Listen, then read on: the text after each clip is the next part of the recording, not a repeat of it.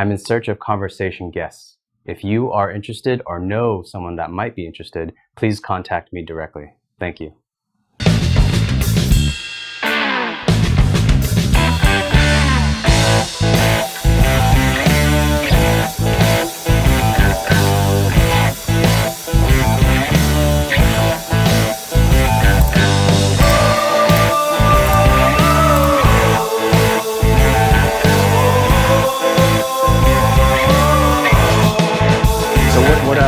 Where are you working now, and what have you been? Yeah, tell me your whole life for the last 12, 13 years. Oh man. Okay. Let's see. So I was a waiter and a bartender for probably 16 years. And oh wow. Yeah, I refused for that entire time to admit that I was a career waiter, but I think looking back now on 16 years, you know, it was part of my life. It was who I was, you know. So I kind of doubled in waiting tables, and then I also tried to kind of be a part of the music scene in San Diego. Whether that was successful is highly debatable, but I enjoyed myself. There was a lot of wonderful people, a lot of great musicians.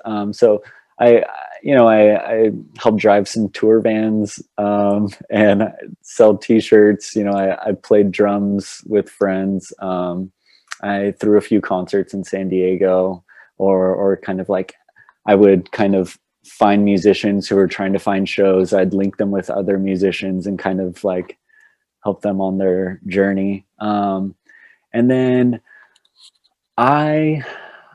let's see, I got an opportunity to drive the tour vans. And it was some friends that were up in Oregon. And so we kind of made this L shape. So going down to San Diego and then out to that music festival, South by Southwest, which was, if I don't know, are you familiar with? No, I'm not. No. So it's this, it's a festival, but it's the entire city. Holy crap. The first half of it, I think it's a few weeks. It might be 1 week. It might be 2 weeks. Is film. And then the second half is tech and music.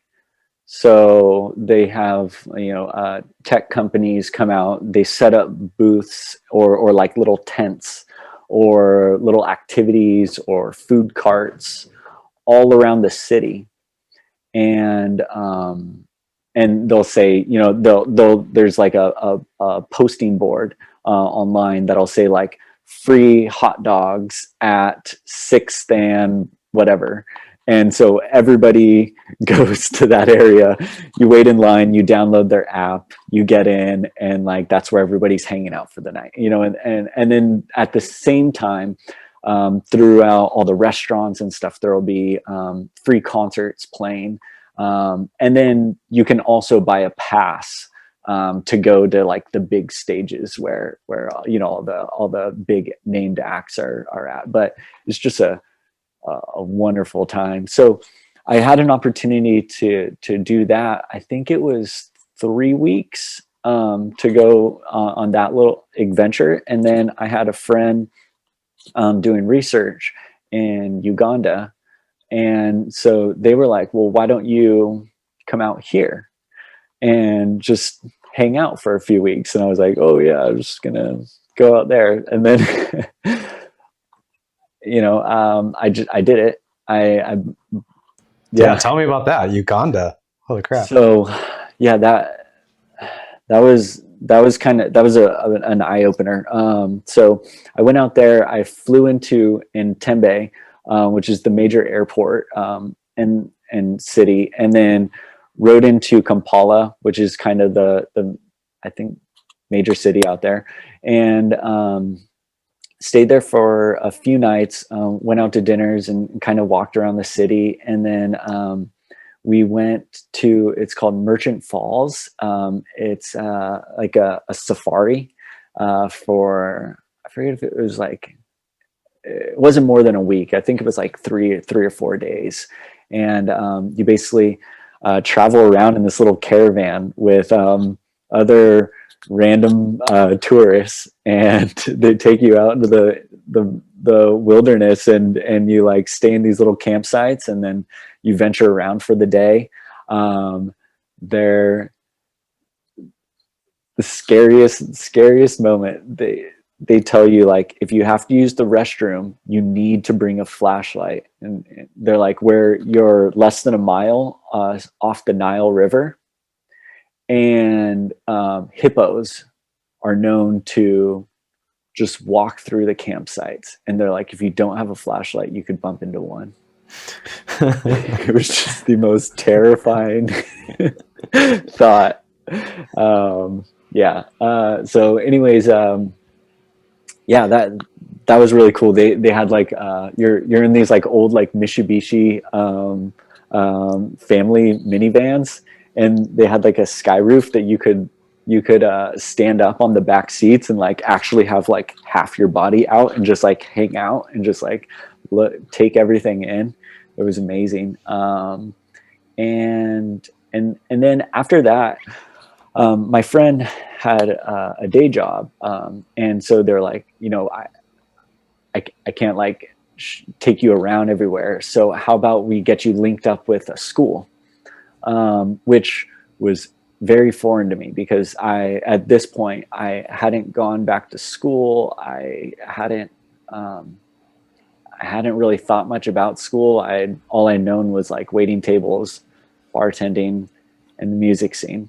And my friend was like, well, yeah, I'll link you up.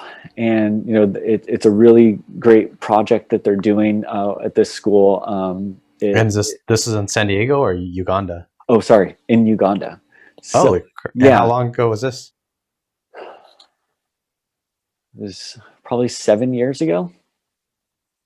Okay. Yeah. Okay. So it's a technical school. So it's kind of around the age of high school, roughly. And they kind of kids come in and they spend I forget if it's a year or a few years, and they kind of learn just basic like sewing or bricklaying, and they teach them English. And so that they were like, yeah, they have anybody who wants to come in, they'll kind of bring you in, and you can come in and help either teach English or just kind of participate in the activities and get to know everybody. And it's just this really great experience. And you can stay at their guest units, like little kind of apartments down the road. So I'd spend my weeks there, and it was just this. I was not expecting to have this experience, and you meet with these kids, and I would help out with the classes, kind of just teaching basic English classes, but then in the downtime was like the really like fun stuff.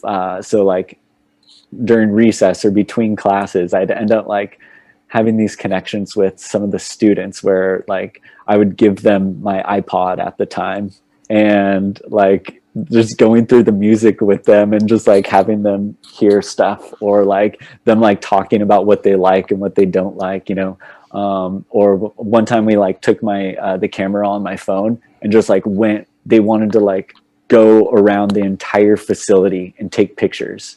And it was just like, and it slowly, it was one student that I was doing this with, and then like it accumulated into like this like group of like 10 students that by that. And at first they were like, am I doing it right? And I'm like, yeah, you took a picture, you're doing it right. And they're like, and I'm like, it's your picture, you can do whatever you want with it, so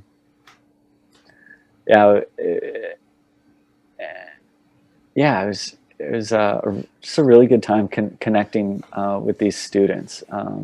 And yeah, was there any part of it dealing with those students where you saw culturally maybe even what, like maybe their government holding back freedom of thought, if there were. I don't even know anything about Uganda. All right, so we left off with Uganda.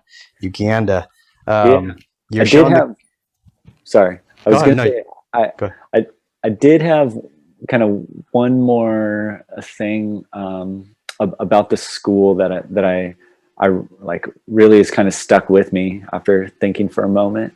Mm-hmm. Um, uh, you know, as being a kind of a visiting teacher, like they included me in kind of the curriculum planning and kind of some of the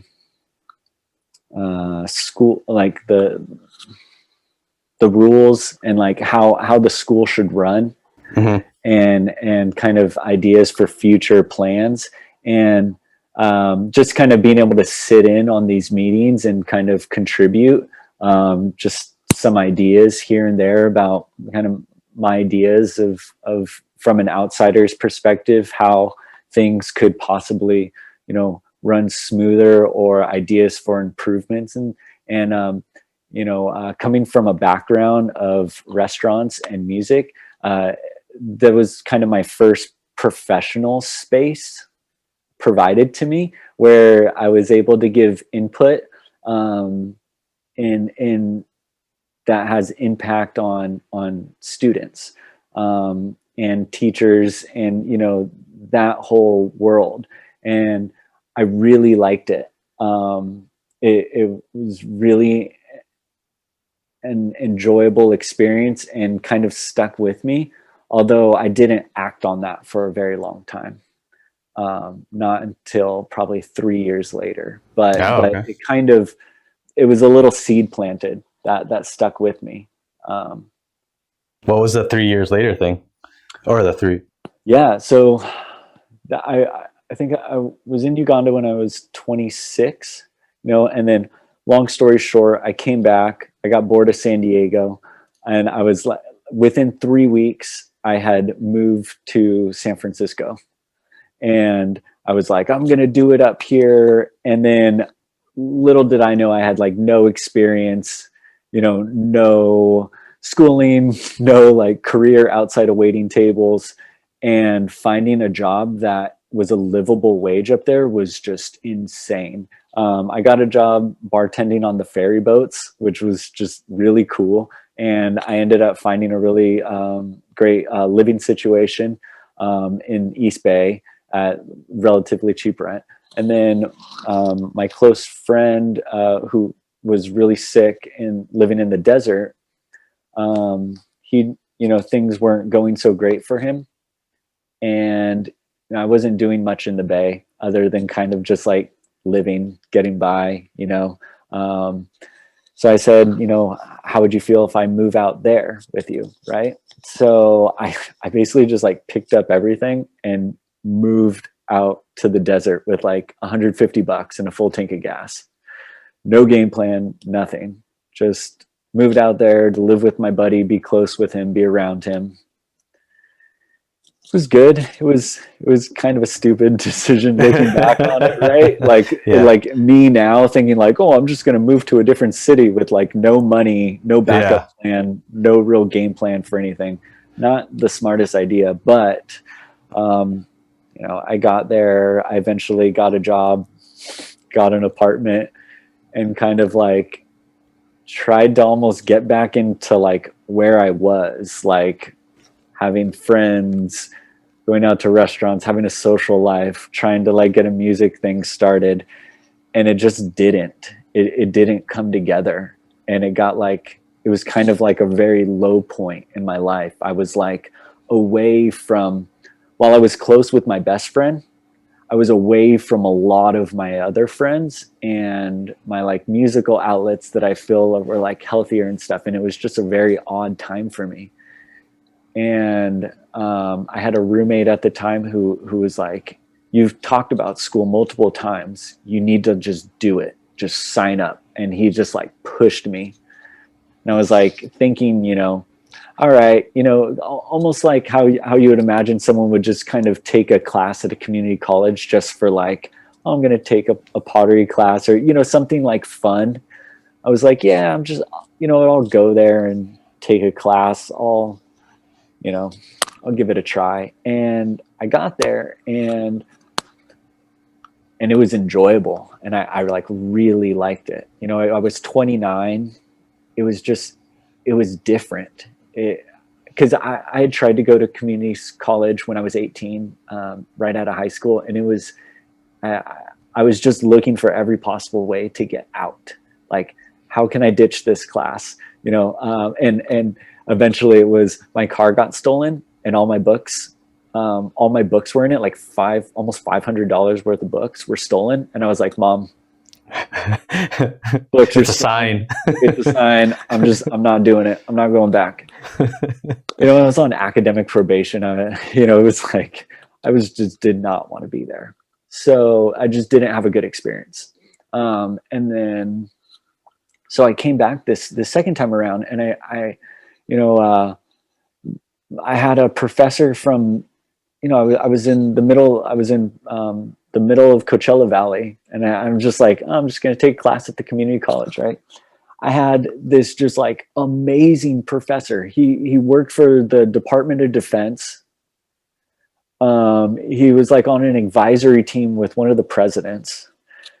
He just like had these like just beautiful lectures, and they were so interactive. Like it was environmental geology, and I don't know, it had the word environment in it, so I just took the class. I knew it was a hot topic, and I had never been that, you know, into a subject before, and being a little older, I was able to relate more to, you know, for me personally, you know, some students, you know, right out of high school, you know, or during high school or younger, you know, maybe they can interact and understand their environment. I never took to that way of thinking. So it really took a long time for me to mature, to be able to kind of like understand like my surroundings, my environment, my unique situation, my, you know, unique development and growth as a person. Now I'm at a place where I can connect with these classes and material, and I can see academic from kind of a very different lens. And a large barrier to going back to school, because I had kind of thought about it in my 20s, was that there's like these set remedial classes where if you score too low on the entrance, you can't take, you know, you'd have 5, 6, 7 classes before you get to a college level English class or a college level math class. And I always scored really low on those. So it was really defeating to think about like, okay, well, if I'm going to go back, they're like, oh yeah, you just take your college math, your college English, and you're on your way. And it's like, no, I have 7 classes ahead of that. You know, Yeah. That's a lot to stare at, right? Yeah. So I just didn't do it. This time around, when I took it, I don't know if they just lowered the bar or but I went back, and they're like, yeah, just take this one English class, this one prerequisite English class, and then you're in the college level class. And I was like, awesome, right? Awesome. And so, you know, they started off with these, I'm guessing they're pretty standard, you know, research paper where you pick a topic, think of an argument. Here's our school database on research literature, you know, pick 4 articles and put an argument together, you know, and it's supposed to be a research project. And I took to it, and I learned about her name is Carol Dweck, I believe. It's the fixed versus the growth mindset. And so she was, I believe she taught elementary school students. And so there'd always be the first, and it comes from when she was growing up. There would always be the first chair, which was the smartest student or the kid who had the highest grade. And so there was that student versus all of the other students trying to get to that position. And the students trying to get to that position had a growth mindset. They can do better. They can make improvements. Well, the student on the top had more of a fixed mindset. They have a finite capacity for learning, understanding, thinking that, is very high performing, obviously, because they're at the top, but it's fixed. It's not going anywhere. They can't improve. There's nowhere besides the top for them. Right. Which, it's just an interesting concept to think about and think about how that intertwines with your life. So those were the two classes that I took. And both my professors were just very encouraging. They're like, hey, like, I really like what you wrote. I really like what you're thinking. You're doing a great job in the conversations, in your exams. I got A's on both of them, right? And it just was really rewarding. That's awesome. And it was something I had never experienced before. Yeah, I think I had this conversation maybe 2 or 3 podcasts before this, and it's tough to put on an 18-year-old that, hey, you're going to choose your career, you're going to go to college, you're going to take a $50,000 loan or a $30,000 loan or more. You're going to choose your career right now at 18 years old. You don't know what you want to do, but you got to choose that. And on the other flip side, something that I saw in my career, and maybe you could use this as just a piece of knowledge, and maybe when you get into whatever field you're working with, you could use a piece of information.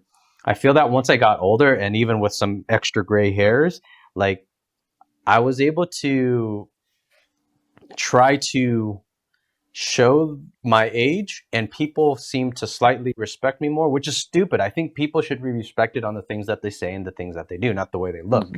But humans seem to work like that. So to gamify it, I would make sure to look as old as I can, and not to dress as certain attire. I may want to dress younger, even in certain suits and ties. Like, if you pick something that looks too bright, then it kind of shows your younger mentality.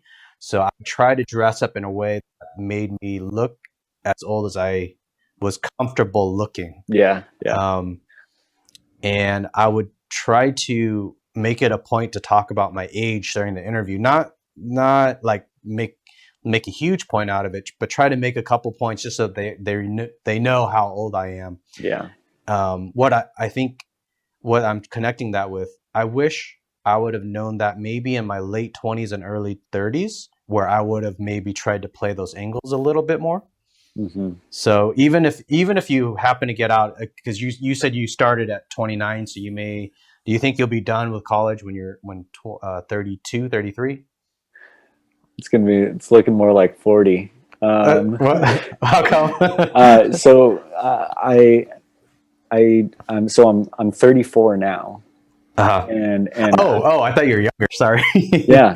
No. So yeah, I'm 34 now. I actually just finished my bachelor's in June, this past June. Oh, congratulations. Yeah, thank you. It was a long road. But I had, once I had transferred to a university, I had a few just very influential people, professors, that again were extremely encouraging, and they pushed me to apply for their doctoral program. Oh man, that's awesome. That's fantastic. And so that was actually last fall. It was a nightmare of a time looking back on it. It was like getting through my quarter of classes, plus studying for the GRE, plus part of my program that I was doing at the time, I was doing a thesis for an undergraduate. So you're kind of like putting together a research paper and proposal, and you have to like write out those proposals while you're writing these personal statements and your research interests and kind of like what you want to be doing for a doctoral program if you were to get in. Yeah. And so it was just like this, just insane, like supplementing my already heavy load of studying with GRE studying, and but I got in. So Congratulations on that, man. thank you. Wow. So it was kind of like in June. Well, I think I got accepted in like May or something. Graduated in June. I think August 1st we moved to the campus, and then end of September I'm in classes as a graduate student. Nice. Um, and and then also part of that is being a teaching assistant for the university. So you said you may be close to 40 when you're done. That was a bit of a joke. Like, are you going to be done maybe like No, 36, you think? no, it's a 4 to 6 year program. Holy, oh, what, whoa. Yeah. So because I went straight from my undergrad, so I finished my bachelor's, so I still have a first 2 years of my program to get my master's, and then another 2 to 4 years to complete my dissertation. Wow. And then what will be what will be the doctorate and what's the field of study? It's called social ecology. Social ecology. Yeah, so it's very specific to our university. They kind of, I don't know the history too specific, so I don't want to butcher it in my attempt, but I can say currently, what it's one of the I think there's 13 or 14 different schools on the campus, and so it's one of the schools, the core schools, and then within there it houses multiple departments, and so social ecology is kind of the umbrella of all of those departments, but they do accept a handful of students every year for this umbrella program, and it's a very unique program. You come in, they look at it more as a problem solving degree, so as and less so of discipline specific. So usually, so if you go into a psych department, you go in, you apply, you say, I want to work with this faculty member or this faculty member, this is my direction, my interest. You get accepted, you work with that faculty member, and you work with them and try and build off on your own a little bit and do whatever you can to get your projects and requirements done. This kind of flips it on its head. You say, I want to solve this issue, or I'm interested in this topic, and with the interest in eventually kind of finding an issue to solve. And you find people along the way to kind of guide you. And so it can be a little nerve-wracking in the beginning. It's like both exciting. It's like an open sea of possibilities, but that's kind of a double-edged sword at first, Yeah. especially at first, right? Because you're like, I can do anything I want, but I can do anything I want. Yeah. So where do I start with, right? And so where do you think this would play out in, so say you end up getting your doctorate at the age of 40. What do you foresee, like what type of job, or where would you apply thereafter, or would you stay in the university and try to become a professor? That's really hard. That's a really hard one. And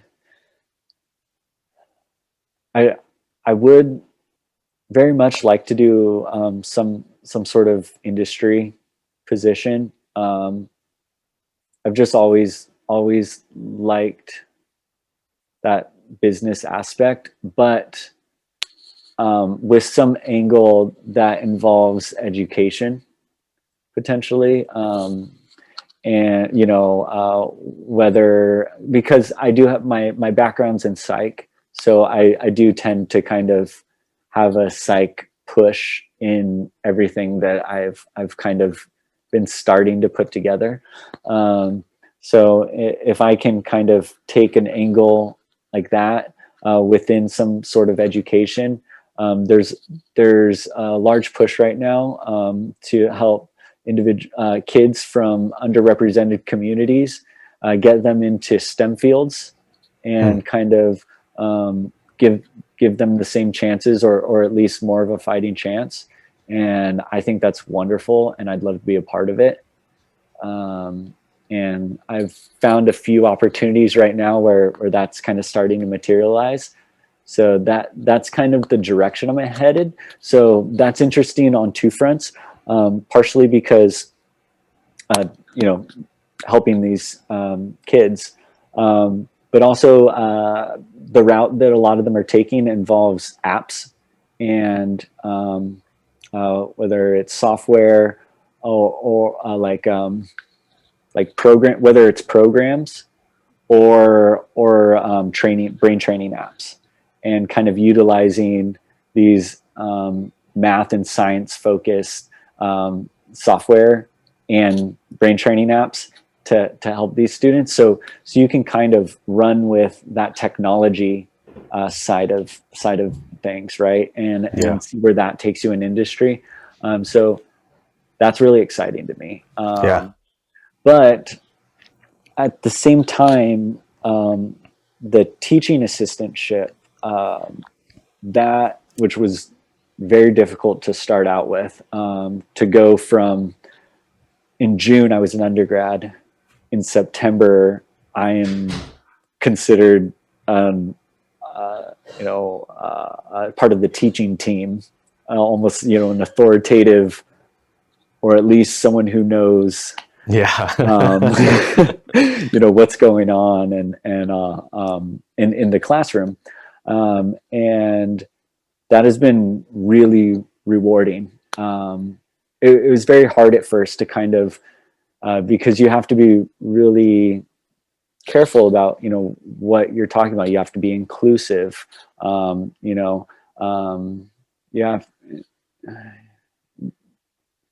It's just it's a lot to consider. You're trying to you're the support between the professor, the content that they're trying to provide for the students, and the students learning it. And you're the helper. You're the one in the middle. But you're also kind of the face, almost like waiting tables. Like, I'm the middleman, like answering all the questions, making sure everything's running smoothly on the back end. But I've been able to sit down and set up meetings with students, or help solve issues that they're having, and be really helpful. And it's a great feeling, especially especially during COVID, with a lot of additional stressors on students. So to be able to alleviate some of that, if I can play my part in helping them, it's a great feeling, and I'm doing my job. And so I see myself, if I was able to define some field of my own, some specialty of interest, of research interest, I could see myself wanting to teach classes, and continue on with this, and just have more of an impact, and be able to teach some interesting things. So I think they kind of play on each other, and I don't think it's always so black and white. You can go back, you can start industry, go back, teach classes, or vice versa. Yeah. In your words, define social ecology. Yeah. So I look at it. Actually, the funny thing is I can't even think of the definition of the word ecology right now. It's for some reason it's escaping me. So it's based off, it's a very loose concept based off the individual and their environment. So as many ideas as you could have for that, that's what it is. I mean, you could look at social psychology, you could look at criminology, you could look at planning for city and development. The faucets that you can take for that are just endless. Yeah. But it's one of the core kind of researchers is it was Dr. Bronfenbrenner. And so it was a human development model. And so if you look at it in the center, you have like I feel like I'm going to butcher this trying to explain it, but basically it's a way of looking at the different tiers or layers that affect an individual. So you have your individual, then you have, their family, their friends. Gotcha. Okay. In the next bubble. And then the next bubble out, you have kind of this system where you're not looking at the relationships between you and your parents, but maybe your parents and your friends. How do they interact? Or how do your parents interact with each other? And how does that affect you? Yeah. Right. So they call that a meso system. And then the next step up is you have like an organization. So your parents' workplace, and then how does that affect them, which then affects you, and then it goes even broader, and it kind of just builds out from there. So you have these different layers essentially, and so it's just kind of looking at contextual factors within research, not necessarily just like this is caused from this. We're kind of looking across the board and just different things that affect it. And so that's kind of broadly what the research is looking at. A few talks ago, I did it with Renee. She has a master's in psychology and a master's in social work. So that was really interesting to talk to her and get her opinion. She currently works helping veterans with like PTSD and any mental illness. And it was really fun talking to her. Wow. Yeah, maybe once I get that, hopefully maybe next weekend I might have. Is it this weekend? Either this coming weekend or next weekend. Hopefully I'll have her talk online. So yeah, you should check that out. Hopefully that'll be of interest. Yeah. Not to get political, but since it's talked about a lot, you have this idea, whether I agree with it or not, is there's a lot of talk about police reform. Mm-hmm. And within that, it's offering individuals such as who you're talking about, to take on certain cases that, maybe aren't violent. And that would just be really interesting. Yeah. To understand, is that a possible idea? Like, does it work? Does that model work? Supplementing kind of some of that less, I just read something that Denver actually, their police department has implemented it, and they've, like, in the past 6 months, they've taken about this, I think it's called a STAR team. So it's a group of, I believe, sociologists or trained to deal with non-violent individuals. And so they've gotten about 3% of the calls, which equates to, I think it's been like 2,500 calls. And a good portion of them have been referrals from the police. And their chief said, like can't say enough good things about it, because it allows the officers to deal with, more serious or dire situations and spend less time where, they might be sitting there for hours trying to work out a situation that's not threatening. But it's just kind of like one of those complicated situations. You're like, well, what do I want to leave? I need to go do this, but I shouldn't leave this where it is. Well, that's where this team comes in, and they sit down and spend time with the individual, helping them if they're having a mental breakdown, or maybe it's something more related to them trying to figure out a system, like issues with the VA's office, or something along those lines. They'll help them find the next step that they need to take to help kind of better their situation.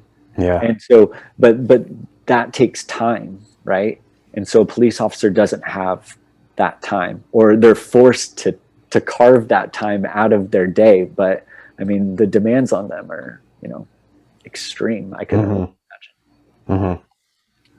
So I'd imagine you'll see more little teams or specialized groups kind of being integrated into something in cities. Yeah. I have this weird thought on how it could evolve, and I wonder as data, internet, cell phones, devices get smaller, the availability of internet and really data and information. When I think about police, and then especially police in other countries where, say, I think it might be Norway or France, I believe they don't carry weapons. If I might be wrong on that. On some of those countries, they don't carry weapons. So it's interesting to think, for me, what the future of that is, where maybe cops eventually get to the point where they don't carry weapons and it's more information. As long as you got a cell phone, like you have 3 cops just following you, as long as they're just, say you were accused of stealing a candy bar or you're accused of killing somebody, they could just follow you. And as long as they're within like 20 feet away from you, like they're not exactly risking their life. They are, I understand. Yeah. But I wonder if data gets to the point where maybe they could have a drone follow that person, maybe a person with the drone. So maybe it's a self-flying drone of some sort, and maybe this gets into those movies where you get Judge Dredd, if you remember that, where it was a cop, cops outside. I think he was a cop outside of the computerized system, if I remember correctly, because It's been a while. I think there was a computerized system that ran most of everything, and he was the judge that would be choosing those cases where the computers didn't know what was right or wrong. I'm not sure I might be getting that all messed up, but I mean, in this conversation, in this context, I think that makes a lot of sense. It does. I mean, that just brings out a whole nother idea of like security and the all-seeing like eye of Big Brother. Big Brother.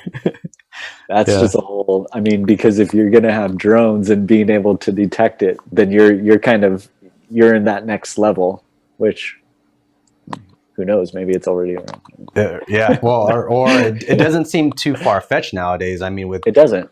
With drones getting so small, with CPUs getting so small, like cell phones that have everything. It's crazy with cell phones. Like you have a camera, you got a calculator, you got it, you're attached to the internet, you could ask Google any question. I mean, everything, it's nuts. All the devices that it's MP3 player, everything's in there. But it's linking with other smart devices. Yeah. So, and I've heard about that, where like if you have a smart TV, it'll link to your phone. So it's gathering like data and sending it back on like what commercials are hitting what demographics and what audiences. Yeah. Big Brother, and then advertising too, to throw that in there. It's an interesting future. What got you into psychology? So it was 29 when you jumped back in, you said? Yeah, I was 29 when I got back in. Okay, so that was like this weird blend. As I kind of grew into taking classes, I so I was doing these research classes with, or no, sorry, I was taking English classes that had, you know, a research component to it, where it's like write a research paper, and I really liked this, like the creativity aspect of it. I'd almost like equate it to being in a trying to write a song with friends, and you're like sitting there, you're like throwing ideas back and forth. This works, this doesn't work, right? And it's kind of chaotic, especially when no one's like really good at writing songs, which was my case.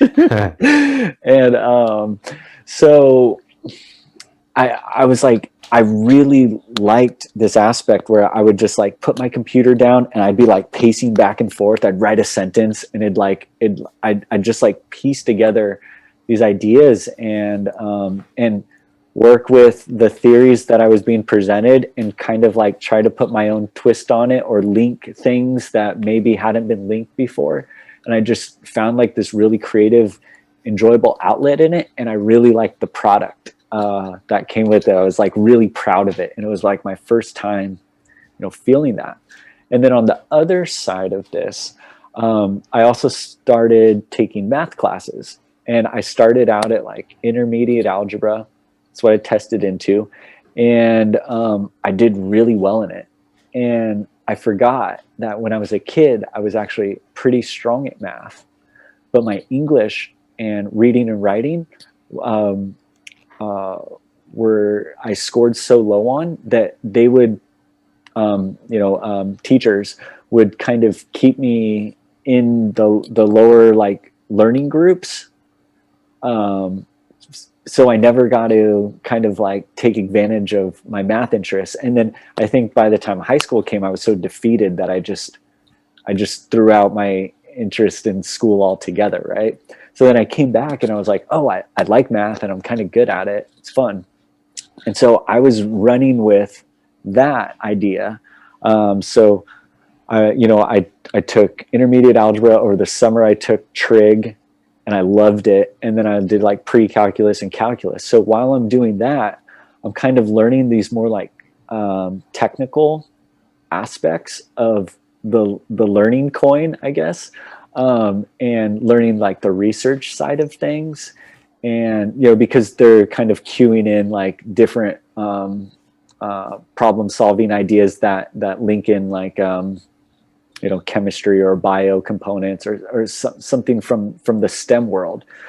So I was kind of taking that interest, and then I joined this math, science, engineering advancements club, because I was told like this is where they all get together. The students on the campus get together to like work, and they kind of like work in little pods. They take all the intensive STEM classes together, and like it was just this really fun vibe. Like you're all working on these really challenging things together, and it just like creates this sense of camaraderie. And it was goofy because it was like 30-year-old me with like these like 18, 19-year-old kids, and like, but we just had so much fun. And, you know, like some of them could school me in these problems, but other times, you know, I'd take like kind of the more like senior role and I'd be helping everybody out. But either way, I was like really immersing myself in this stuff. And so whether it was a social aspect or whether I was by myself, you know, when I did trig over the summer, I put in every single day. I went to the tutoring center and I would spend 4, 5, 6 hours there, then go home and spend 3 hours on the homework. And I did that 5 days a week for an entire summer. Wow. Just to get through trig. Wow. And so I really like this STEM side of things. But a lot of the programs I was interested in to transfer, they required a few years more of math and STEM classes than what I would need to transfer. So it was like, here's the threshold to transfer. Here's 2 more years of math and physics classes. And I just wasn't feeling it. And so I kind of blended that initial idea of research and writing with the kind of more technical aspects and STEM focus. And and psychology kind of felt like a good middle ground to that. And also it was a way for me to, you know, reflect on my past, reflect on, I don't know, my experiences and what I've been through. And so I kind of grew from there. Once I got to the university, as an undergrad, I was kind of thinking like, okay, well now I'm psychology. That's my focus.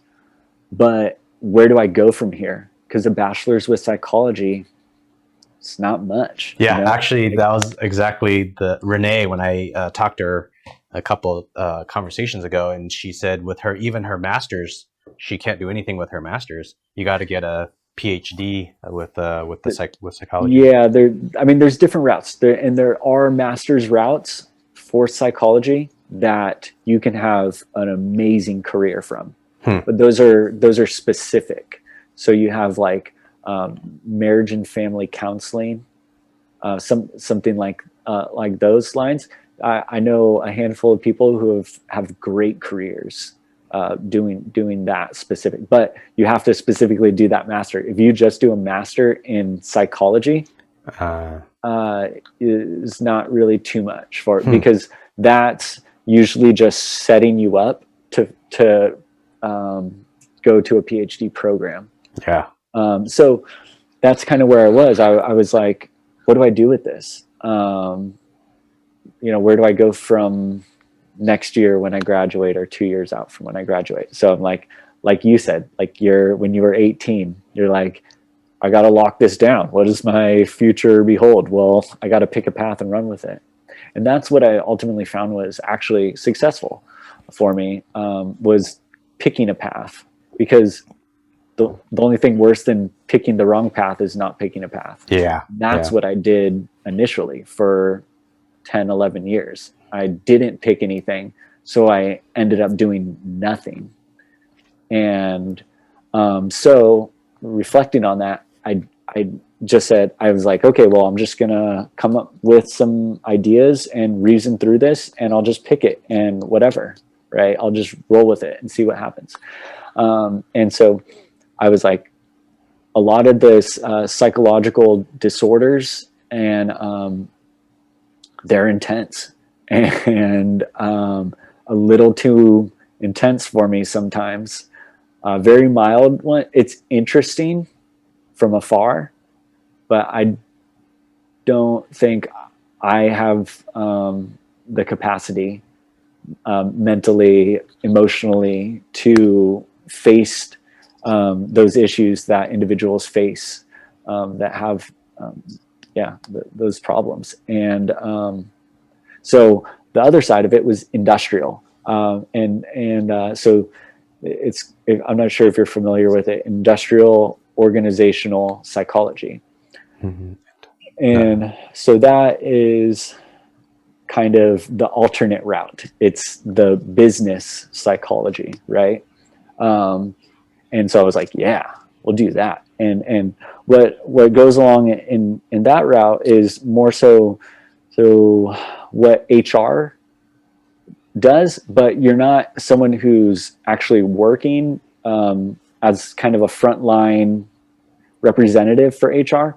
You're more someone who designs the whole HR, initiative program. Yeah. This is why we have these types of rules. This is why we speak in these inclusive manners. These are the surveys that go out to the employees so we can get feedback, so I can work with upper management on how to change things to keep everybody happy, which in turn lowers turnover rates, lowers burnout. Why are we training so many individuals? What type of socialization works? What type doesn't work? Who are the bad seeds? How can we filter those out in the recruiting process? All these types of things that help a business succeed. So that was kind of my interest. And then within there, even more so, you have to define what's my specialization within that. Are you interested in these interpersonal ideas, or Are you interested in more of like the holistic organization? And then again, you have to define it even more. Are you going academic where you want to be a professor to this? Or would you like to be a consultant practitioner? And then so that's like there's so many different avenues that you have to go down, right? So of course, like back on my original idea, I'm just picking one. So I said, okay, well, I'll take this social aspect. Teams, I always really liked. I played sports when I was a kid. Not that I was really that good at them, but I always enjoyed playing in groups. And then in music, you're always with groups. So it kind of was a consistent theme in my life, and I enjoyed it. So I was like, okay, I'll take that as my reasoning and I'll run with it. So I kind of started looking at teams within organizations.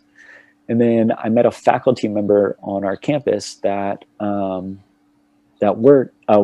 One of his specialties was team science. So I'm like, okay, cool. This faculty member is like where I'm interested in. I'm going to go talk to him. And then I sat down, we had a meeting, and then little did I know it was not organizational teams.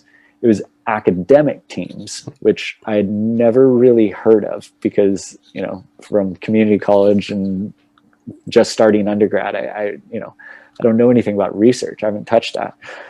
So then I learned about this huge kind of problem space within team research where they bring together interdisciplinary researchers. You'll have somebody from informatics or from computer science, big data. You'll have, a psychologist mixed in there. You'll have a chemist or a biologist or physicist, and they'll be working together on large issues, climate change, something like that, like racial justice, like they'll be working on these very complex problems that you can't solve with just one discipline. You need multiple disciplines. And so there's a lot of funding for them. The issue is they fail a lot because just putting great minds together doesn't equate great results. They have to be able to work together. They have to care about these issues. I was just so blown away by this whole other side of research that was kind of, it wasn't administrative, but it was just not, like some great discovery on, the most basic form, it was something like buried within what's the science. It's more of the processes of science. And so within there, you start finding all these different things, how they can talk to each other to improve, I'm a specialist in this. What if I talk to you in too much jargon? Nobody else gets it, right? So you have to like coach people on how to like convey your message in a more digestible fashion for people that don't understand you. But then there's also administrative issues. If you get a grant from people from two different departments from the campus, who gets the rights to say, I received that $500,000 grant? Is it that department or is it this department? And those get weird because then who gets it and pays it out, and who, like weird stuff like that. And then even higher up is, so if you're looking from like an ecological model, right? Now you can broaden it out. You have the individual team, then you have departmental, like how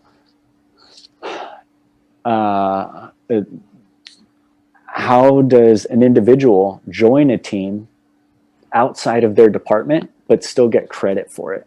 And so that's where things get tricky because in higher education, you're kind of told to publish, and was it publish or perish is kind of the Yeah. core idea, right? So you're told to publish in your field, and you need to be the best at what you do. You need to be discovering. You need to be getting research dollars, showing your worth, and through that you grow with the universities. And then once you prove your worth, you get tenure, right? Yeah. But if a lot of these issues are so complex now, such as climate change, that they need multiple collaborators from different departments, what if you're given 7 years to prove your worth, right? But in your first year, someone from physics uh, hits you up and says, can you join my very specialized team? We're doing very important work, and we're going to solve climate change. But that project takes you 3 years or 4 years to do. And then that publication goes somewhere physics related. If your department doesn't consider that in your dossier or your CV, your resume, if they don't acknowledge that, then that's 3 or 4 years. That's half of your time that you chose to prove your worth wasted. Yeah. So it's a very risky endeavor to take as a young professor or an aspiring up and coming non-tenured professor. It's an extreme risk for them to take, but that excludes a whole population of researchers from doing teamwork. Yeah. So it just became a really interesting field, because then it's like, well, what policy changes could we make within the university or within funding or government organizations that acknowledges or supports these type of research endeavors? Because at universities they want to promote it, but they also don't want to break the system, because you need departments. Or I don't know if you need, I guess that's debatable, but to some extent, into how things are running right now, you need departments. So yeah, that kind of just that whole world just threw me into just something totally new. And so that kind of hooked me into research and loosely into psychology. So then for my undergrad, I did work where I went around to different research centers that do team focused work and spoke with them about their processes and kind of what they do. And then from there, that work was allowed me enough content in my CV, so I could apply for a graduate program and talk about my interests. And then ultimately from there, I've kind of kept this angle of teams, but seen where else I can apply this to. So that's kind of where I'm at now. Yeah, that's exciting. That's awesome. That's crazy that for big, like you said, starting in at 29 and interacting with people a lot younger. But I think it's a funny thing to think about society pushing 18 and 19-year-olds so early to choose a degree. And from your angle, you're older, more mature, you have some time, you have some experience. I think learning about how, taking your history experience with money, like the way we look at money now, a young 18-year-old going through 19-year-old going through learning about psychology may not connect how people feel with money and the need to go to work, or those things that you learn. Those things are wisdom, I guess, huh? And yeah, it's interesting to see where you'll be in 3 years, 4 years, and then 6 years. As in, it'll be interesting to talk to you then and say, hey, do you regret what you've done, or do you have you found something that's just so amazing that fits what you really enjoy? That'll be cool to talk to you then. And I think it's less about like what I find, and it's more about keeping it going and contributing, and kind of always being able to not reinvent yourself, but kind of take that next step and accept that next step and run with it and see where it goes. And that's kind of been my motivating feature that's always kept me going. Yeah. You know what's kind of funny it almost feels like the opposite, where since I started real early in my career, because I was pretty much when me and you were partying up back when I was 24, I was a programmer back then, and I've been a programmer then till now. And I graduated high school in 2000, and I started college 2001. I got a job in IT 2003 while still attending 2003, still continuing college. I stayed in the IT field throughout the whole time. The only thing that I took a pause on was actually finishing my degree. I didn't finish my degree until 2009 or something, so I took a break. But I was working in IT the whole time. Yeah. So on my resume nowadays, I got like 16 years in IT, 16 years in IT. Is that right? Something like that. 13 years in programming. And anyways, kind of, I was trying to connect it to the thought of you discovering and learning things. In my route, unfortunately, it feels like my most innovative years were like the first 6 years of my career. Now it's like I get paid more, but I'm just focused on whatever the company wants me to work on, and I just focus on that and get it done.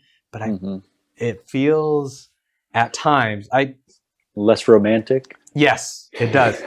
I know I know I'm earning my pay. I know that I'm making the company that I work for happy, but it's different. I don't know how to explain it.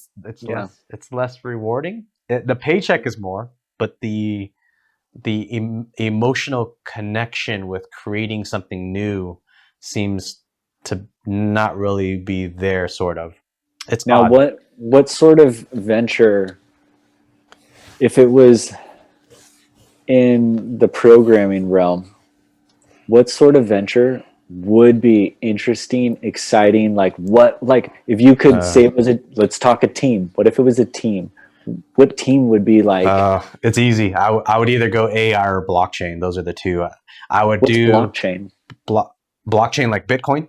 Oh, okay. Yeah. Yeah. So I would do like a project where I would want to, if it's blockchain, I would want to get a team together where one person, because my knowledge of the consensus logic for the mining servers and or the staking servers, whatever you want to call it, or whatever the platform that you're choosing. But that's not important for this conversation. Pick someone that's really technical on that side, team up with them, maybe pick up a marketing person, and then actually pick up. I actually honestly would probably, if I had a magic wand and could like, the only thing that it could give me is money, but I have to choose what to do with the money.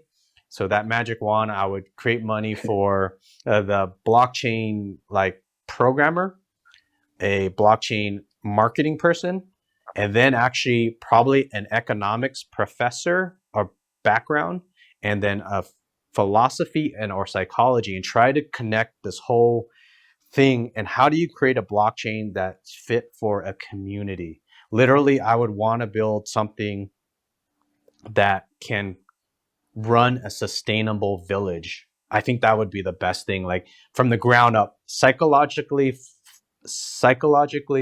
philosophically, financially, economically, all those pillars. How do you create a blockchain that provides truth and consensus and a way to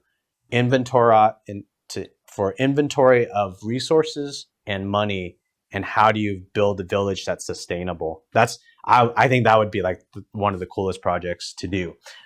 That's a beautiful idea. Yeah.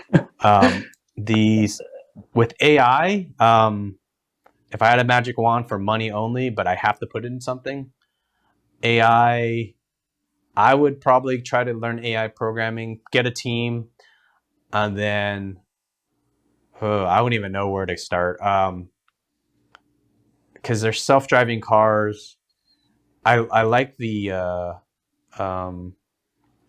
I would try to. I don't know where it would go. I would focus on general AI. They call it general artificial intelligence, in the sense of you want AI that could call Pizza Hut and order you pizza. You want an AI that if you type an email that says, "Hey, I'm sad, talk to me," that can reply. You want an AI that if you want to ask about economy, maybe they could try to research for you and help you out on how to learn about So it economy. doesn't have like a defined, it's not an input and a defined endpoint. It's kind of like it's scaffolded, like it kind of bounces off and like figures out its own route. Yeah, exactly. Yeah. So that I know much less about that. So that's how I think that's what I would want to focus on. But yeah, the blockchain thing was definitely build a city from the ground up and have a sustainable thing economically, financially, And resource and everything. what about, so the ethics on that are interesting, because I have a buddy who's just getting into programming right now. He's just at the community college taking like one class, just getting into it. And he's really interested in linking in ethics with these sorts of things. Yeah. Like, have you thought a lot about the ethics of this? So blockchain provides a way for truth by consensus, and I'll just call it accepted truth by consensus. What that means is, say in a village, say there's 75 people, 100 people. There's 100 people on the blockchain. We could vote with say the ethical thing that we want to vote on is a law. We want to say the first constitutional law that this village is going to adopt is be nice. Say be nice is the first one. We'd have to vote 51% or more people to, if we want to go with that type of democracy. Be nice is the first thing, and if we have 51% of people vote for it, so we have 90% of the people, so it goes on to the blockchain. Just see the one guy who's like, no, this is bullshit. Fuck you. I don't want to be fucking nice. I don't want to be nice. Fuck this. This place sucks. So then, like, say law number 2, they say, hey, we're okay with the representative government, where the representatives are this is fuzzy gray. The representatives are smart people that aren't financially attached to the system. However, I don't know how we would define that. So say law number 2 is something, representatives that do not gain, I don't know, representatives that are in a socialist system, maybe, so that they don't gain too much. Their desire should be to help the masses. I don't know how you would write a law for that, but yeah. So say they vote on that. So now you have a set of laws on the blockchain, and everyone abides by it. So it's only a record of truth. It's not what's going to enforce it. That's up to the people to decide how to enforce it with jails. Cool. Okay. So we're talking about blockchain city type of thingy. Yes. I know there's actually the company's Blockchains LLC here in Nevada, and they're trying to do a blockchain city, but there are and actually hopefully they even got a major thing a major awesome thing where the governor of Nevada is allowing tech companies to create their own small government if they invest $1 billion into Nevada. So that's a huge thing. But I think this company, the last I checked, I think he has over $4 billion. So he'd have to risk 25% of his worth. Yeah, to do it. He might have more. I don't know. I think he comes from a lawyer's background, so even if he lost it all, like I don't think he would want to lose that much money, but be he'd be able to find a job making like six figures easily, probably. Um, And but but I do think to start something, you do have to start from the ground up with this blockchain thing, because as a consensus of accepted truth, you can't. It's tough to build from an existing government who that government has accepted truth by lawyers. It's a weird thing that you can't really adopt. You have to go from the ground up, I theorize. So that's from a intellectual standpoint. I don't think you could add blockchain to something after there's already a set of rules that don't respect it. yeah, no, interesting idea. Yeah. I know. Oh, I was just gonna say I have a good buddy of mine who was doing real estate, and he just got up and moved from San Diego. He was like doing amazing in San Diego, but he took this huge risk and moved to Montana to kind of just build something where it's possibly not as developed, or there's kind of more, there's less big players, and he's going to kind of build something up. And he told me a lot of the tech guys are buying just massive properties out there and then just kind of building these escapes, just like their own kind of, I don't know, massive properties. Yeah. It's an interesting thought, because when you think about that, that's kind of like with their money, they can like take these properties and make their own like communities with them. Yeah. Yeah, exactly. I guess that's where it's headed. Yeah. I think to innovate on this stuff and to really benefit from it, it feels like it has to be from the ground up, because you're talking about a consensus of accepted truth. That's an overhaul on everything that we have set up with the U.S. government and whatnot. So, starting if you could buy a big plot of land and get, I don't know in Montana how they work with the government, but Nevada I think just like a few days ago, I saw this news article where the governor of Nevada is saying, yeah, if you got $1 billion, you could have your own government. So it's pretty cool. Hopefully it'll work out. You said you had a friend that's working in ethics was it with programming or ethics? Just getting started. It's I wouldn't even say working in it. Just has some ideas about a direction. It's just a good friend of mine who we played music together and stuff over the years, and he recently decided to go back to school and took a computer science class, and kind of was like trying to take that computer science route, but really sees the need for ethics involved in it, and thinks that could be his niche, his space to take. Let's try to remember what the last time we saw each other. It's got to be San Diego, I'm thinking. Probably maybe one of my house parties, or we probably did like a lot of lunches or dinners with John, probably. Yes, your brother had a volleyball thing, tournament for my old friend Damien.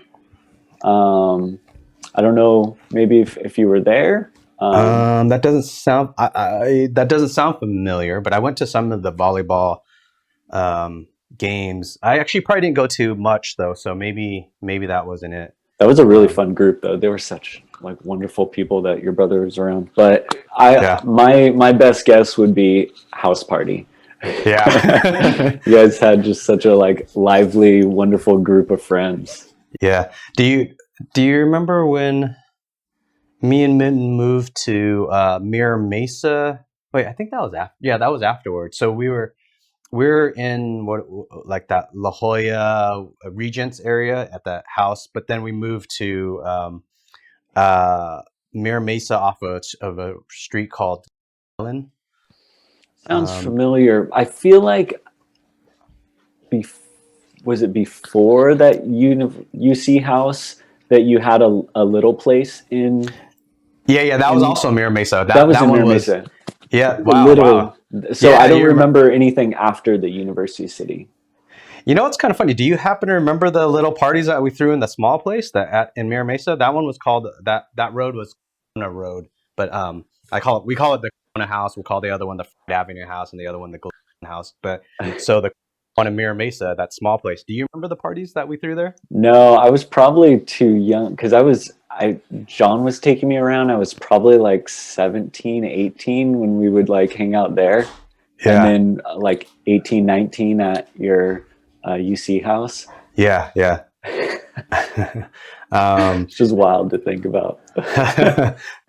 So the thing that I guess my train of thought was thinking the parties at the house apartment or whatever, that one actually felt somewhat more fun than the Fried Avenue houses, or at the Fried Avenue house. The parties at the Fried Avenue house, it was fun. Both were fun, but there was something more warm and fun, warm in the synergy that the parties. And after the many years of kind of throwing those parties, I was like thinking, man, it was the small condensed area, the small place with a lot of people that kind of made it feel more warm, and Yeah. not temperature wise, but like it just felt everyone connected better. Everyone was kind of forced to connect because there was no in that small place. It was we had that living room, the kitchen was there, and there's nothing else. You can't move anywhere. But the Avenue house where we had the bigger parties, we had that was the two living rooms basically, the bigger kitchen, Yeah. and The then like even poker area. Yeah. And then sometimes when the parties got big enough, it flooded into the garage, and on top of that, we even closed off the 4 bedrooms. But sometimes it would flood into the 4 bedrooms too. So I mean, it was. But I guess if you think about it, like, do you think in the earlier years they were Just young more and dumb. were they more natural, like less like we're gonna put a big thing together, invite whoever? Do you think it was more like your core group of friends? You're probably right. I did not really.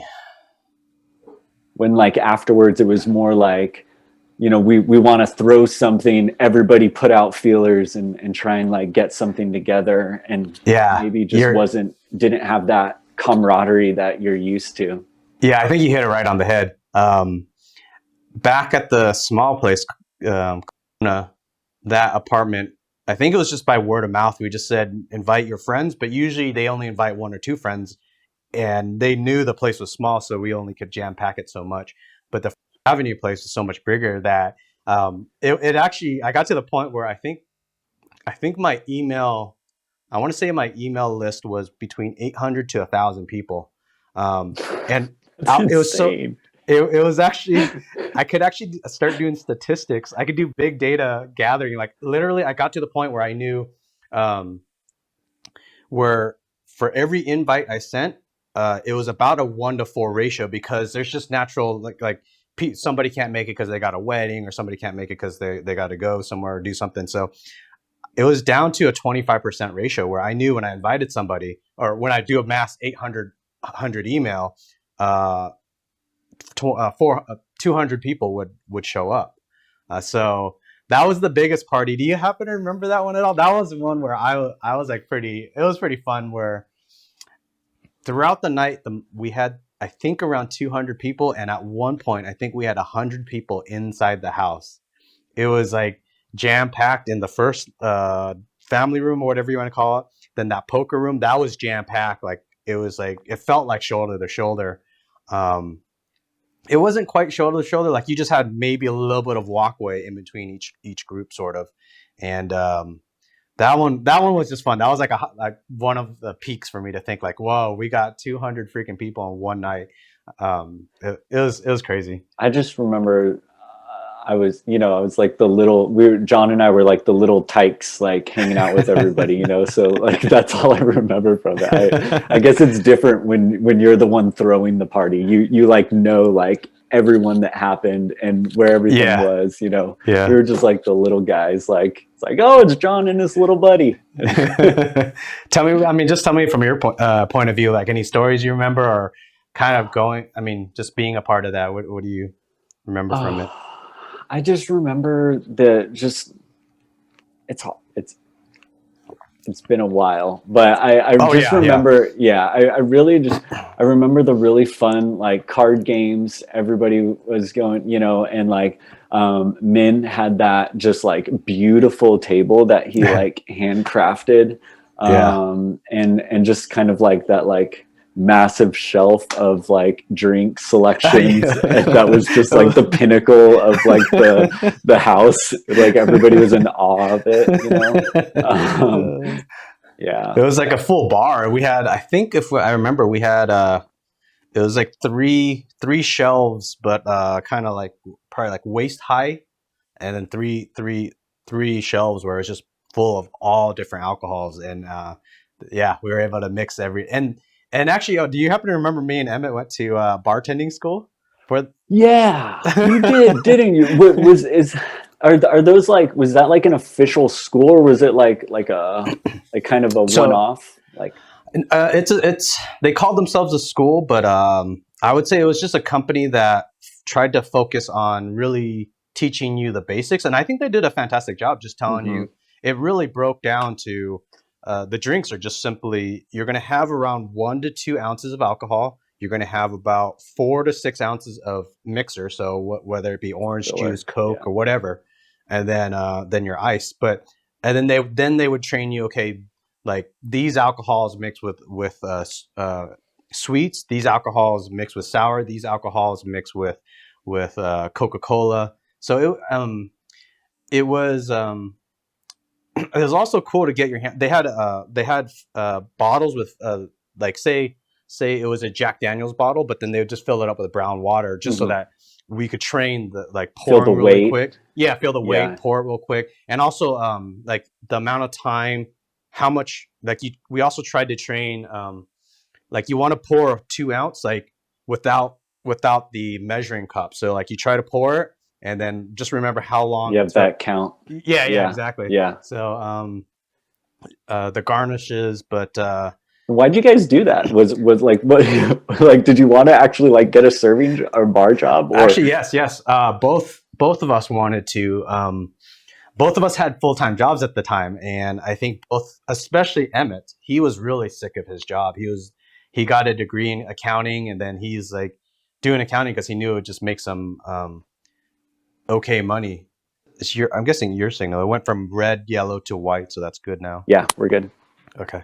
Okay. Um, so yeah, me and Emmett, we were both working full-time jobs. I was a programmer. Emmett was a accountant, and we both he mostly him. He was getting sick of his job. I was a little bit on the, I guess, the boundaries about to get sick of my job because just the amount of effort I was putting in my job and seeing other programmers getting paid more and getting promoted before me, I didn't understand.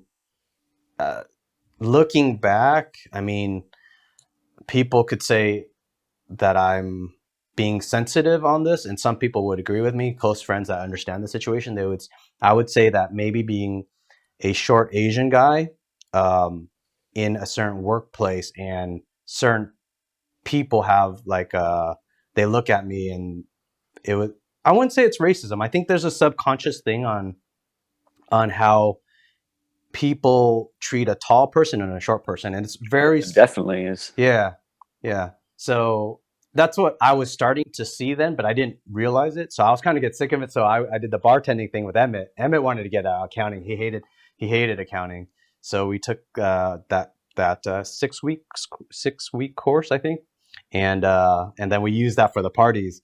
We probably would have got fine without that training, but we were hoping to use that where we could say we got a certificate and then we could go to a bar and apply, to become Did bartenders. you ever give that a Um, try? To so no, I didn't. Applied. I did oh, apply, but I didn't land anything. And then Emmett, I don't know if he tried. I would have imagined he did, but I think the problem he was trying to um, jump a couple steps. So meaning, a lot of bars they want you to be a bar back for like whatever time until the bartender like leaves. Okay, so I was telling you, we went to get the certificates, trying to get a job. I didn't land a job. Emmett wanted to try to go quick and become a bartender, not a bar back. A lot of places you have to become a bar back for like 1 or 4 years before you could become a bartender. So he wanted to try to go for bartender right away. He ended up not getting one, but he ended up working as a bartender years later, just to fairly recently. So Really? yeah, actually, I may want to cut that out, just only because he's a real estate agent now, and he may want people to know Yeah. that he was doing things so recently. But he to be like he's kicking ass as a real estate agent right now, so it's pretty awesome. I've seen the posts. Yeah, He seems to be just doing amazing. yeah. Now he's out in Vegas. Yep. Really Yeah, cool. the oddly with with coronavirus, we he thought that the market was going to be dead, like as in who would want to be buying, but I don't quite understand. Like, it ended up being sellers not wanting to sell, so it's causing a a low supply. Therefore, the demand is higher. But I don't understand why. I try to ask him a couple times, and he doesn't quite see it the way I do. If there's a lower supply, does that mean there's still technically less buyers? Also, just meaning like there used to be more sellers and buyers, but if there's less sellers, there could still be less buyers from before, but Potentially. it's still a higher demand. But then what that means is, say if you had say 100 real estate agents before dealing with this amount, now they're actually technically dealing with this amount, so that should mean less deals per agent. Um, he's thinking maybe there's a lot of real estate agents that just fully just left the market because it was too much of a scary time with COVID. Yeah, so they Um, maybe took some supplemental job that was yeah, more consistent or something. yeah. Yeah. So yeah, I don't understand how that's all working out, but he's crazy busy. Like he had no he thought if he would just have just a couple sales in 1 year, he would just kind of float. But like I think he's on like his seventh deal in the second month, so he's Wow. like 14 times more than he expected already. So Good for him. yeah, Good for him. He's always a great guy. yeah. Yeah. So do you remember that I went to like Australia and I kind of like, oh, okay. So back in 2009, I guess I wanted out of this rat race, and it was maybe somewhat of a midlife crisis. I don't know what you would call it. I just Wanted wanted. more. What was that? You wanted more, right? You wanted I wanted. something different. Yeah, I wanted more pay. Maybe if I happen to, I enjoyed programming a lot, but for whatever reason, my pay just stayed low. Maybe that was just that could have been in any number of things, from being a short person to maybe I didn't know how to do the job interviews well enough. I didn't know how to play with the game of the system, the game of job interviews.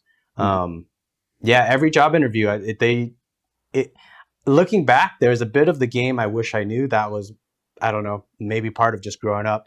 Some of the job interviews, they would ask me, like, how much were you making on your last job?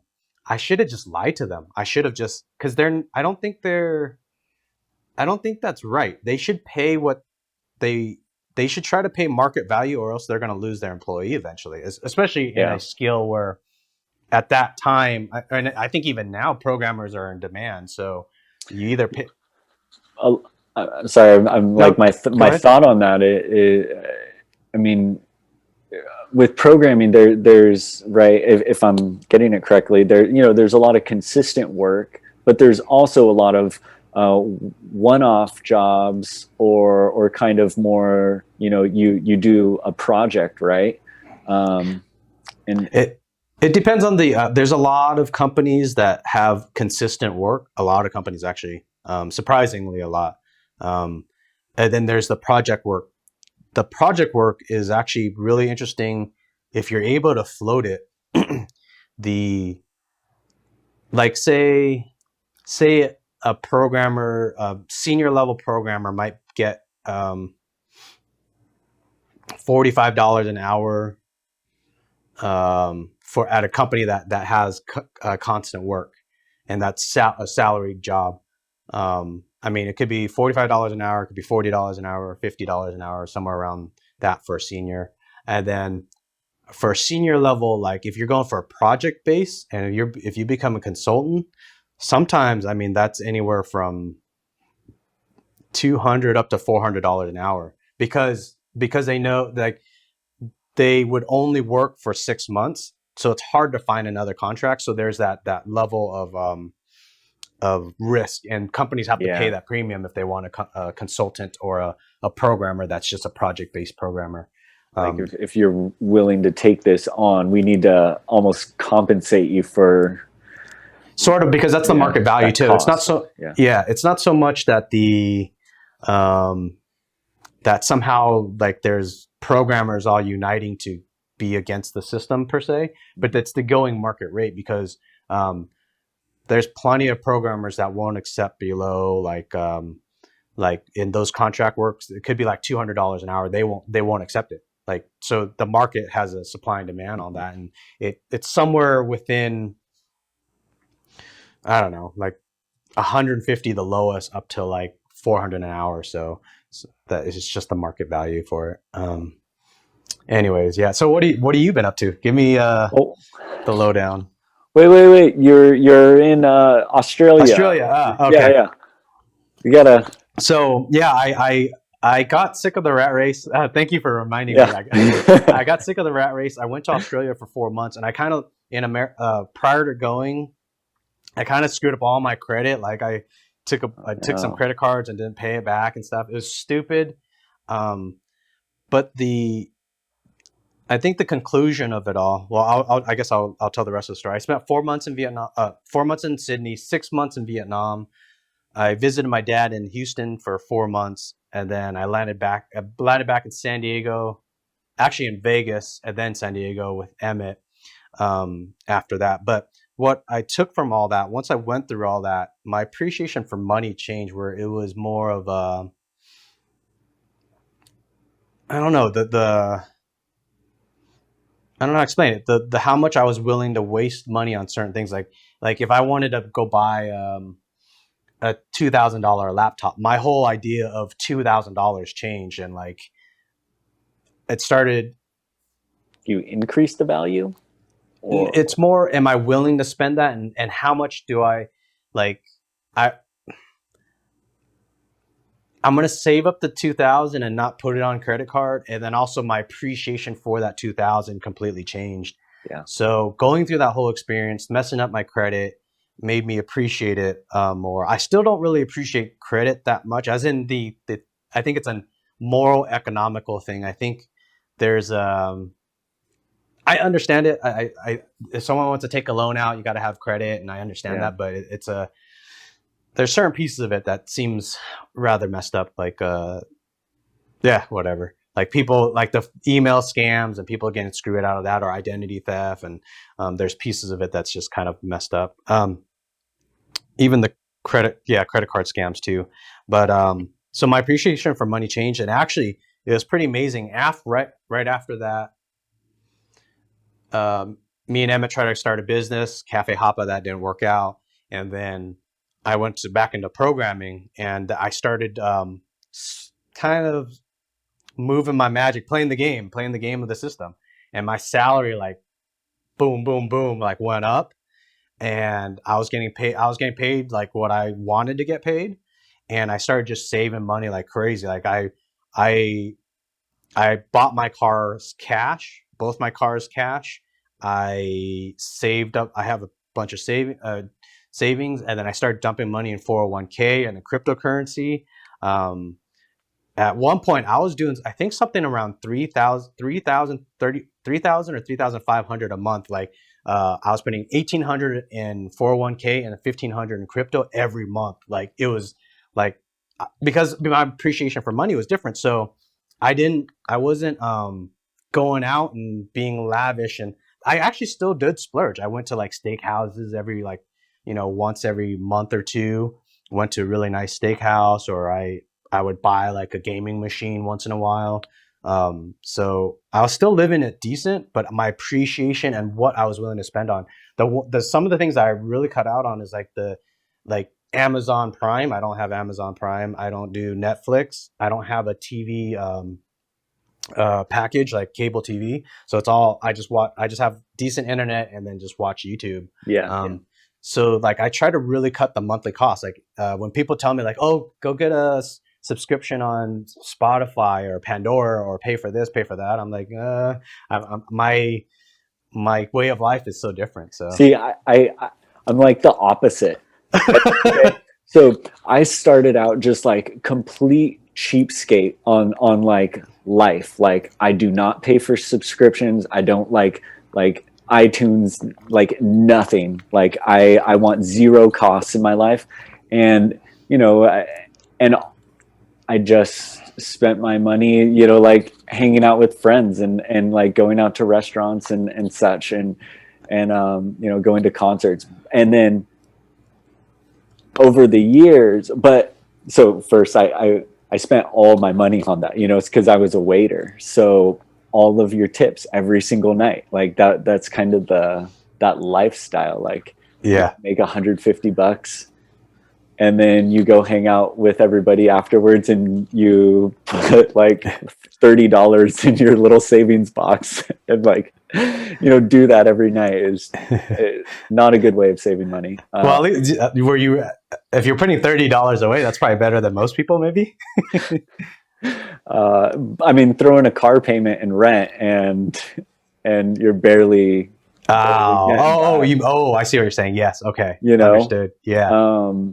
And then so how I was able to live that was no subscriptions, like just bare minimum in every other like area of my life.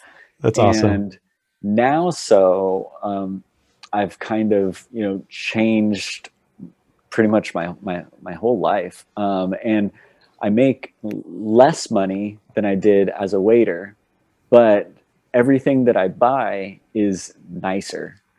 So like it's kind of comes along that same line that you're talking about, like my appreciation for it. And I think it also has something to do with that idea of buying less lower quality things that maybe, you can buy a cheap pair of shoes for like $40-50 that look like something really nice. And then in a year or two, they're trash, the heel breaks, you throw them away, you buy another pair.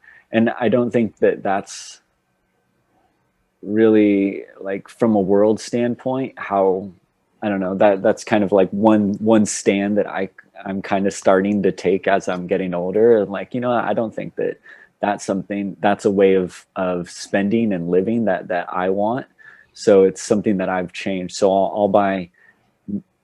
I'll spend too much money on something, but kind of maybe more calculated, right? And I appreciate that like boot or shirt or whatever I got a lot more, and I find so much more value in it. But then with that, kind of going back to the subscriptions, I'm like, I'm like, actually during the pandemic, especially, I right when it happened, I was like, you know what? I need to do something for myself. I used to listen to so much music back in the days. I used to go to concerts, and then I started going to school, and I really stopped doing that. I don't really like hang out with many of my music buddies anymore. I'm not around that scene. So I was like, you know what? I'm going to find music on my own. And so the pandemic, once it happened and you're just sitting at home, like, trying to find something to do. And so that's what I started doing. I started like buying records on iTunes. And then like one week I went down this like rabbit hole. I bought I think like 6 records, and I spent like $60-70. And then I was like talking to a buddy, and he's like, oh, why don't you get like, I think it's called Apple Music. And it's for students, it's like $5 a month, and it's unlimited downloads. Nice. And so like it kind of started there. So you're now heavily swimming in subscriptions all over the place, or No, but a few. Yeah. yeah, So yeah. like for school, there's like was it Grammarly? Grammarly. Have you heard of Grammarly? It's No. kind of Or like a text edit. I don't know if it's a software, or there's also like plugins. So it kind of just like helps with emails and any just your writing. It kind of just double checks it. You can even like have okay. it for like text message or anything like that. So we get like a subscription for that, just to like kind of like safeguard that I'm not saying I'm not like grammatically incorrect on very important emails, when I Yeah. don't have time for someone to double check my writing or something like that. It helps out. And then my most recent one is Krav Maga. I ended up like doing some martial arts. That's probably my most expensive subscription. But Yeah. I think when I try to look at money now, I think of it, say a video game. A video game might be, let's just say $60. I try my best to like look on GameSpot reviews. What's the other? Even YouTube, like people do video reviews of that video game, and then I think to myself, okay, $60. If I were to go to a movie, like a movie might be $12. So hopefully it'd be at least 4 hours of entertainment. Like if I buy that video game, now that's a bare minimum, because for me that's a bare minimum because I rarely go to movies, because I don't know, a 2 hour movie for $15, is it worth it? It depends on what each individual likes. To me, do I enjoy movies enough for $12? And then I look at video game. Okay, I'll enjoy the video game more than a movie. Do I think I'll enjoy this video game for more than at least 4 hours? And it's a tough choice. So that's kind of like, then that's when I look at buying camera equipment. Go ahead. I was just gonna say that the topic of movies, that really, and like weighing out the cost and benefit, that comes into like so many different angles when you think about that. Because think about the social reward of that, right? I mean, if you're going with, what if you don't care so much, but your friend, your cousin, your partner, they care, and being able to take them allows them that opportunity. I mean, that's, I don't know, to me, there's a large value in that. I had a buddy who wanted to see, I mean, this is years ago, at the Miramar, what is that? The IMAX? Is it? Yeah, IMAX. That big, and there was like that racer. What's that like cartoon show? Is it Racers? Speed Racer. Speed Racer. Yeah, when that movie came out, and my buddy was like, "We got to go see that," and I'm like, "I don't care at all about this, but if you want to go, I'll go with you." And it had like the whole, like, it kind of like curved so you could like look up, and I don't know, like, but I'm kind of with you. Like, personally, I enjoy, sometimes like I'll really enjoy it. I'm like, oh man, this was a good idea, seeing this movie in the theater. But for the most part, like, I don't place a high value on. Yeah. I think it depends on each person. I do with your topic of social connection with people. I put that amount of time more valuable. So, say for example, me going to the movie by myself, $12 versus spending $20 at a lunch with a friend. I view the $20 with the friend more valuable to me than the $12 to the movie. So there's that. There's a lot of factors to it. Yeah, agreed. Okay, so we may have to. Let's try to get. I have like about 6 final questions, and that may eat up the rest of the time. Man, I'm surprised we had so much to talk about. So I am too. I was really skeptical that we could talk for even close to 3 hours. So I'm, I'm okay. So with the 15 minutes, 6 questions, we actually kind of touched on one. So there will be probably two that may take up most of your time. Um, well, we'll see. Okay, yeah. you try to manage what you think about 6 question and 15 minutes. Okay, first question: what daily habits do you have that greatly improve your life? Daily habits that greatly improved my life. Um, oh, first, I'd say the main one. I drink this. I fill this up every night before I go to sleep with water, Mm-hmm. and and when I wake up in the morning, I drink that in entirety before I drink any coffee, before I have anything to eat. That's kind of like my number one priority. And Huh. I like, I I learned it from a YouTuber, like on like health and fitness type stuff. And I talked about like feeling healthy and like feeling the benefits of it. You need to be hydrated and your muscles need to be hydrated. So if you're working out, if you're doing anything active, just even to live, you need to replenish your body. And so over the 8 hours while you're sleeping, you're not getting yourself hydrated. So the first thing you do when you wake up is you need to replenish your body with it. And like doing that has like exponentially changed like my mornings. Like Wow. I can be like half asleep and take a sip of water, and like sometimes I can do it like instantly and just like drink the whole thing. Sometimes it like actually like feels like work, like doing it, and it's Yeah. like a struggle. But I can feel like the really small changes in like drinking the water and like getting it all down and just laying there. It like just naturally like forces your system to awake. And like Wow. so Huh. That's awesome. I like that. I might try to pick that up. and you just feel So hydrated throughout the day. yeah. Yeah. Okay. What do you know about Vietnamese culture, and what do you find most interesting if you know anything about Vietnamese culture? Vietnamese culture. Um, I don't know too much, That's fine. Yeah, This question is I think it's an interesting one because as I don't know if America is the biggest melting pot of people, even though yeah. when you look statistically, I think it's 75% white people. I think it was 5% Asian, if I remember correctly. So it's still the Asian community is still pretty small.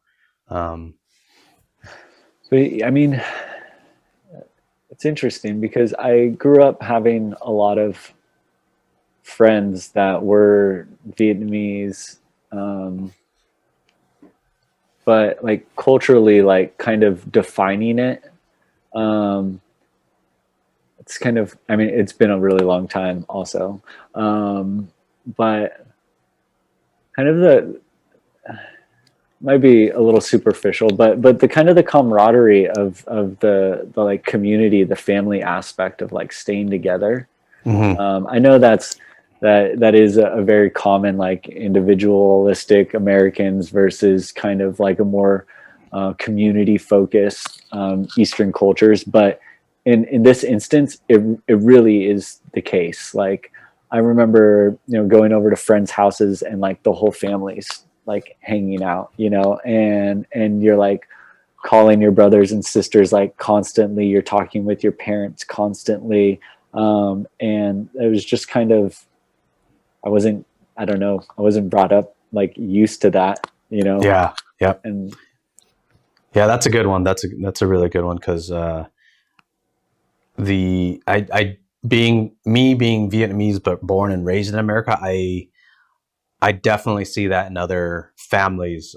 Like when if I go to a friend's house and they're not Vietnamese, I see how the family may not be as intertwined. There's good and bad things of that. yeah, I Yeah. agree.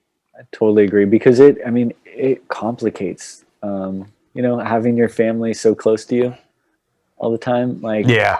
I definitely saw the negatives of it, but at the same time, I was always a little envious Yeah. of like that camaraderie. Yeah. What's your favorite Vietnamese dish? Well, before I stopped eating meat, it was pho. Okay. I mean, it's it's just kind of, yeah. Yeah. I've recently tried to eat uh, like vegetarian pho, and Yeah. it's just not. I'm sure you know what. I've been to a place once where they like had like they specifically make vegan pho, and it was really good, but Hmm. consistently, no, like it's Uh, not that good. I What are the vegetable spring rolls? yeah. The soft ones.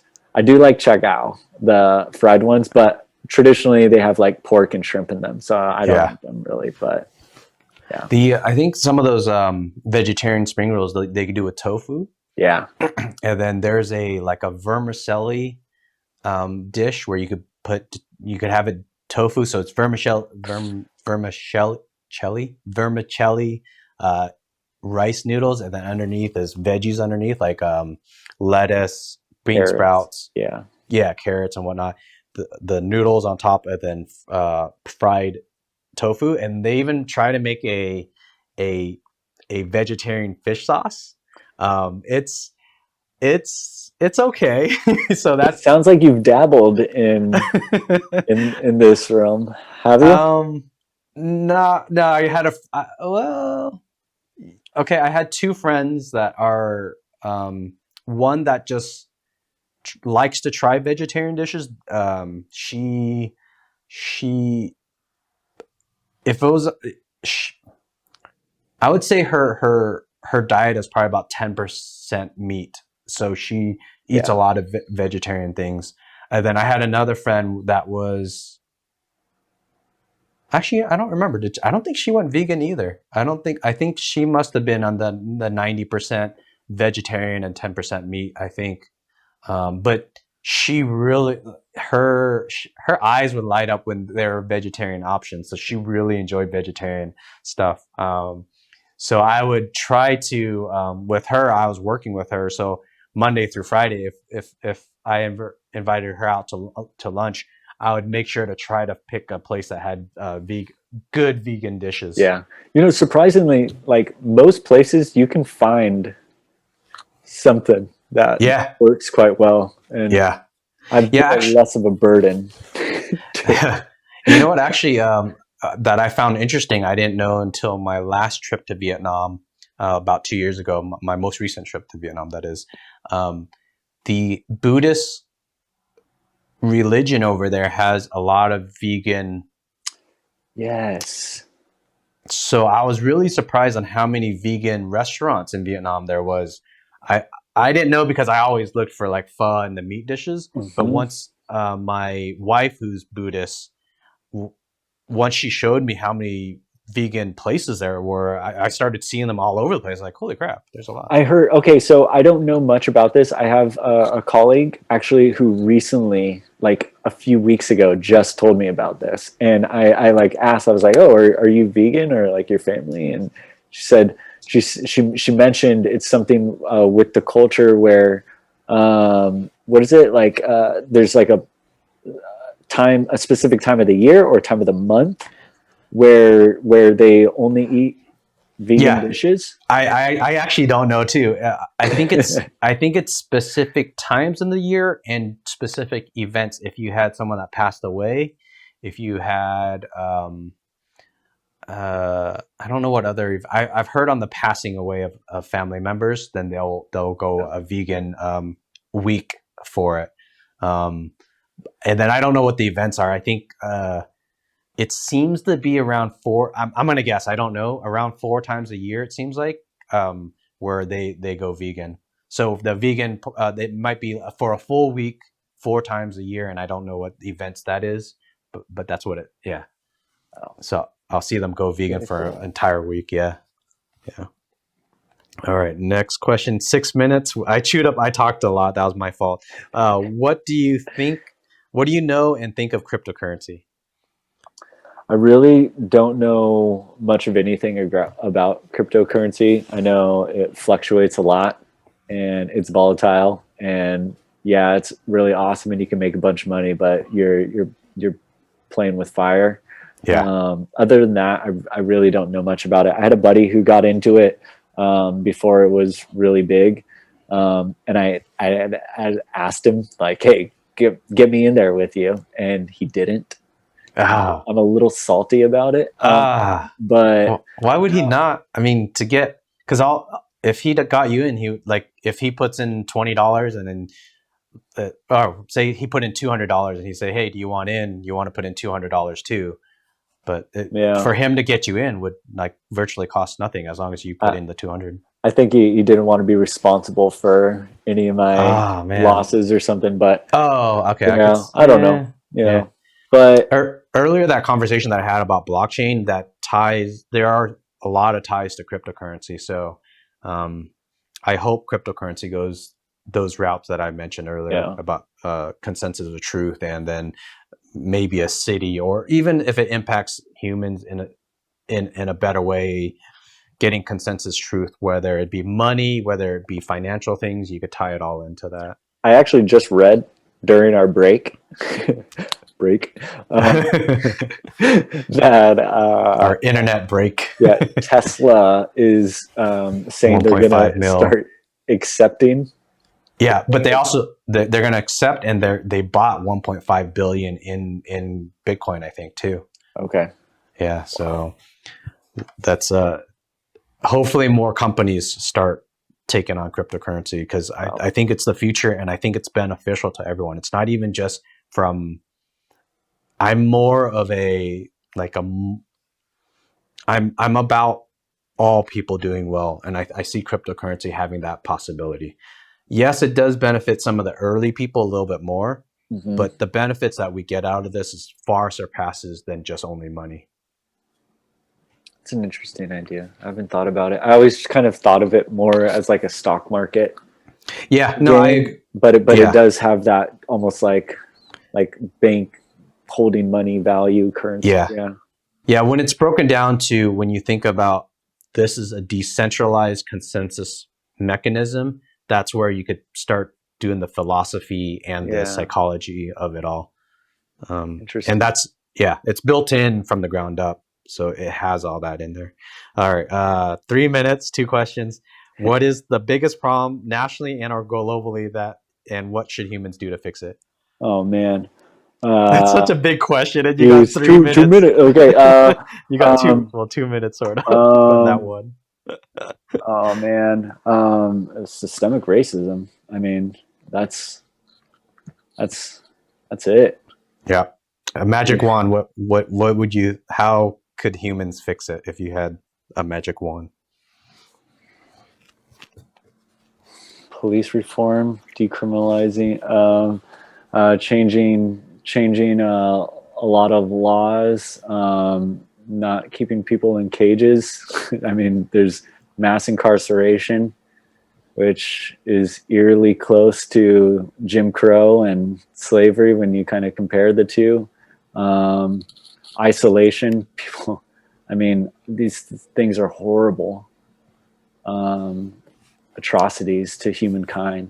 Yeah, I agree with you. And to value life, you need to value it even at the darkest of times. You can't treat these people and put them in a cage. I don't know if there's a better answer. I don't know, but I do philosophically I agree with that. I had a lot of issues growing up, and I was able to overcome a lot of those issues, not always on my part, but because I was granted leniency. I won't go into details, but I was granted leniency where I maybe shouldn't have. And other individuals, a lot of individuals, have had their lives ruined because of that. And they need the same opportunities to do that, because it allowed me room to change and grow, Yeah. and others can too. Yeah. I agree with you.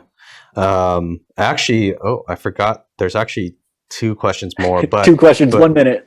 yeah, literally. Think of at least one person you know that should do this conversation with me. Possibly my buddy Aaron, the real estate agent that moved to Montana. Okay. And then last question, just in 3 sentences or less, just kind of your experience with this talk. The reason is I'm going to probably make a collage, and then people that I invite on, they always ask like why, and they get afraid. So I wish they wouldn't be afraid. So Yeah. So I will say that this was an extremely enjoyable experience. I'm actually like, I'm really happy that you invited me and that I followed through with it. Because there's definitely times when I was thinking of not wanting to do it just because I'm not a good speaker, and you made a really comfortable environment. So I want to awesome. thank you for having this talk and setting this up. Awesome, man. Thank you for that. All right, Spencer, it was a pleasure having you on. It was a pleasure talking with you. Let's do this again soon. All right, man. All right. Great. See ya. Bye. Bye.